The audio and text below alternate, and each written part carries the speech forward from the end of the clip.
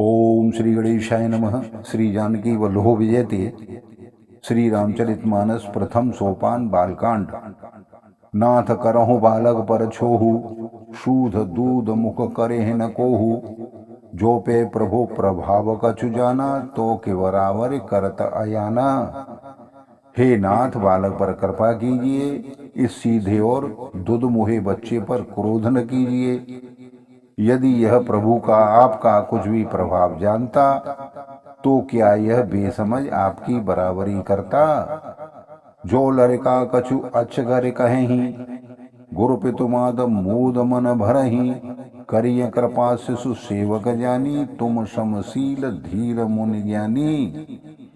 बालक यदि कुछ चपलता भी करते हैं, तो गुरु पिता और माता मन में आनंद से भर जाते हैं। अतः इसे छोटा बच्चा और सेवक जानकर इस पर कृपा कीजिए। आप तो समदर्शी, सुशील, धीर और ज्ञानी मुनि हैं। राम वचन सुनि कछुक जुड़ाने, कहे कछु लखन बहुर मुस्काने।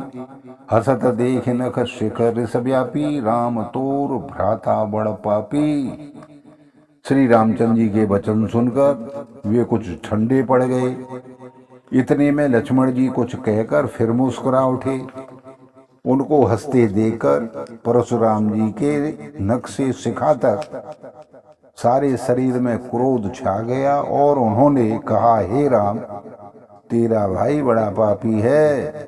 गौर शरीर श्याम मन माही, कालकूट मुख पय मुख नाही। सहज डेढ़ अनुहराय न तो ही, नीचु मीचु सम देखन मोही। यह शरीर से गोरा पर हृदय का बहुत ही काला है। यह विषमुख है, दुधमुआ नहीं, स्वभाव से ही टेढ़ा है। तेरा अनुसरण नहीं करता, तेरे जैसा शीलवान नहीं है। यह नीच मुझे काल के समान नहीं देखता।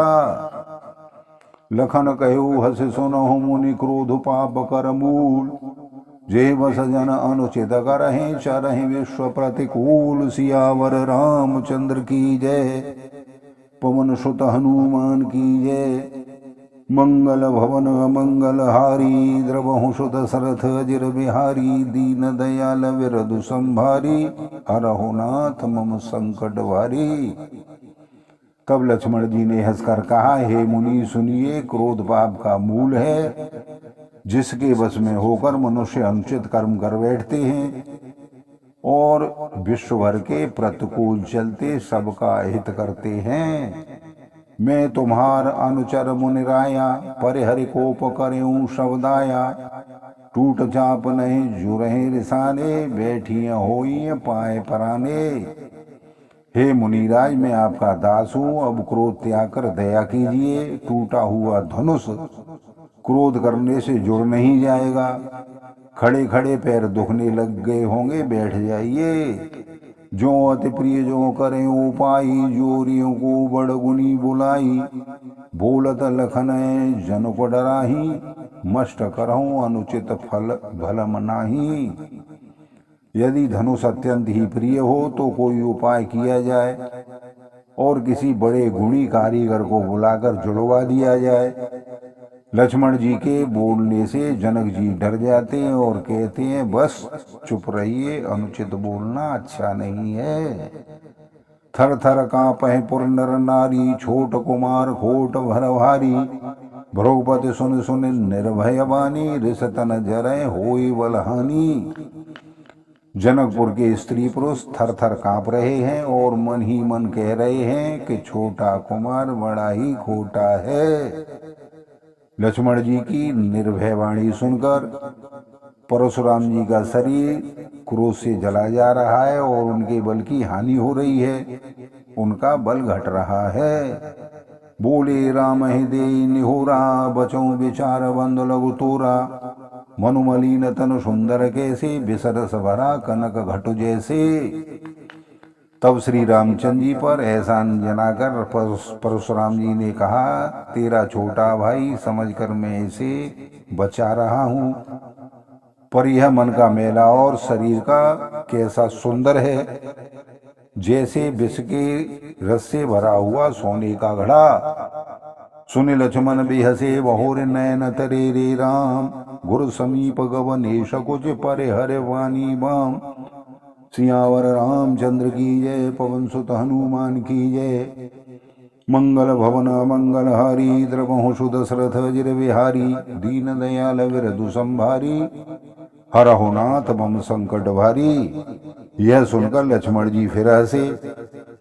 तब श्री रामचंद्र जी ने तिरछी नजर से उनकी ओर देखा, जिससे लक्ष्मण जी सकुचाकर विपरीत बोलना छोड़कर गुरु जी के पास चले गए। अति विनीत मृदु शीतल वाणी, बोले राम जोर जुग पानी।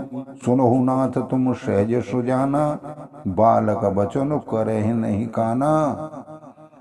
श्री रामचंद्र जी दोनों हाथ जोड़कर अत्यंत विनय के साथ कोमल और शीतल वाणी में बोले, हे नाथ सुनिए, आप तो स्वभाव से ही सुजान हैं।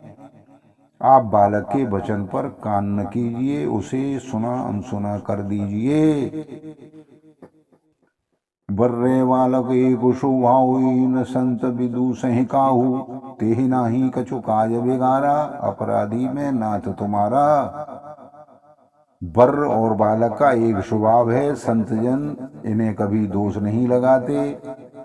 फिर उनसे लक्ष्मण जी तो कुछ काम भी नहीं बिगाड़ा है।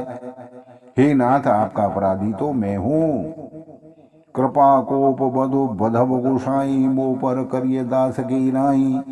कहीं बेग जे विधिर सिगाई, मुनि नायक सोई करो उपाई। अतः हे स्वामी, कृपा क्रोध बध और बंधन जो कुछ करना हो दास की तरह अर्थात दास समझकर मुझ पर कीजिए, जिस प्रकार से शीघ्र आपका क्रोध दूर हो। हे मुनिराज बताइए, मैं वही उपाय करूंगा। कह मुनि राम जाय ऋष कैसे, अजहू अनुज तब चितव अनेसे। एह के कंठ कुठारो न दीना, तो मैं काऊ कोप कर कीना। मुनि ने कहा, हे राम, क्रोध कैसे जाए? अब भी तेरा छोटा भाई टेढ़ा ही ताक रहा है। इसकी गर्दन पर मैंने कुठार न चलाया तो क्रोध करके किया ही क्या किया। गर्व समय अवनिप रवन सुन कुठार गति घोर। परशु अछत देखऊं जियत बेरी, भूप किशोर सियावर रामचंद्र की जय। पवन सुत हनुमान की जय।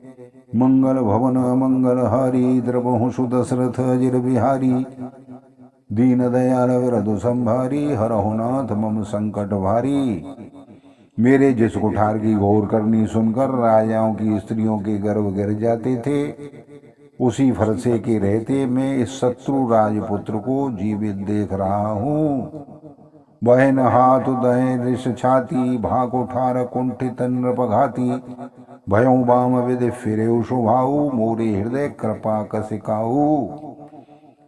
हाथ चलता नहीं है, क्रोध से छाती जली जाती है। राजाओं का घातक यह कुठार भी कुंठित हो गया है, विधाता विपरीत हो गया है। इससे मेरा स्वभाव बदल गया, नहीं तो भला मेरे हृदय में किसी समय भी कृपा कैसी।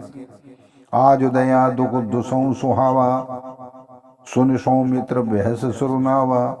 बाल कृपा मूरत अनुकूला, बोलत वचन झरत जन फूला।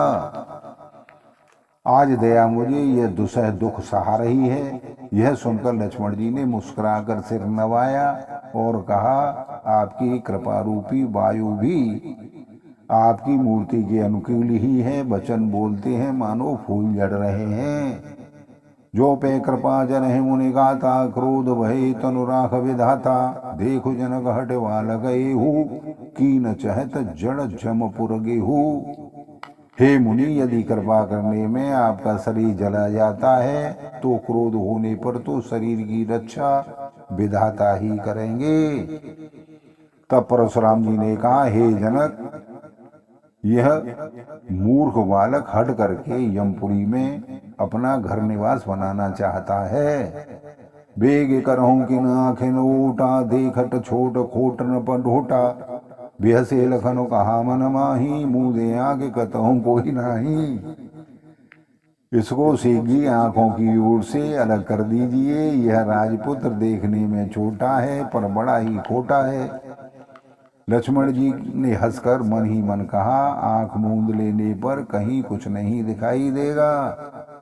परशुराम तब राम प्रति बोले और अति क्रोध, शंभु सरासन तोरे शट कर से हमारा प्रबोध। सियावर रामचंद्र की जय, पवन सुत हनुमान की जय। मंगल भवन मंगल हारी, द्रवहु सुत दशरथ जिर बिहारी। दीन दयाल वरदु संभारी, हरहु नाथ मम संकट भारी। तब परशुराम जी हृदय में अत्यंत क्रोध भरकर श्री राम जी से बोले, अरे सठ, तू शिव जी का धनुष तोड़कर उल्टा हमी को ज्ञान सिखाता है। बोलो सियावर रामचंद्र की जय। आप सभी श्रोतागणों के अपार प्रेम को देखते हुए आपको बार बार धन्यवाद। ईश्वर आपकी सारी मनोकामनाओं को पूरा करे। धन्यवाद।